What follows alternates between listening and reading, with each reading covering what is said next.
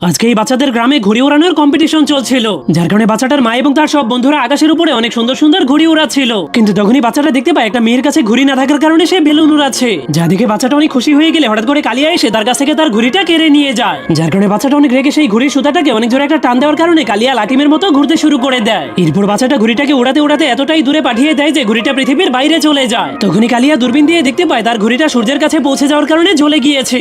যার কারণে সে তার ঘুড়ির জন্য কান্না শুরু করে দিলে হঠাৎ করে সবাই আকাশের উপরে ময়ূরের মতো অনেক সুন্দর একটা ঘুড়ি দেখতে পায়, যা দেখে গ্রামের সবাই সেই ঘুড়িটাকে নেওয়ার জন্য ফুল স্পিডে সেটার পিছু করতে শুরু করে দেয়। এমনকি সেই ছোট্ট বাচ্চাটাও ঘুড়িটাকে নেওয়ার জন্য ঘুড়িটার পিছু করতে শুরু করে দেয়। কিন্তু তখন গ্রামের সবাই আকাশের উপরে থাকা সেই ঘুড়িটার দিকে তাকিয়ে তাকিয়ে দৌড়াচ্ছিল, যার কারণে তাদের সামনে একটা দেয়াল চলে আসলে তারা সবাই সেই দেয়ালের সঙ্গে ধাক্কা খেয়ে নিচে পড়ে গেলেও ছোট্ট বাচ্চাটা সেই দেয়াল ভেঙে পার হয়ে যায়। যা দেখে সবাই অবাক হয়ে গেলে ছোট্ট বাচ্চাটা ঘুড়িটার পিছু করতে করতে একটা ভয়ঙ্কর জঙ্গলের মধ্যে ঢুকে যায়। সেই জঙ্গলে একটা ভয়ঙ্কর সিংহ যখনই একটা খরগোশকে শিকার করতে যায় তখনই বাচ্চাটা সেখানে চলে আসে। এরপর সে সিংহটাকে মেরে সেই খরগোশটাকে বাঁচিয়ে অনেক জোরে একটা লাফ মেরে সেই সুন্দর ঘুড়ির উপরে উঠে যায়।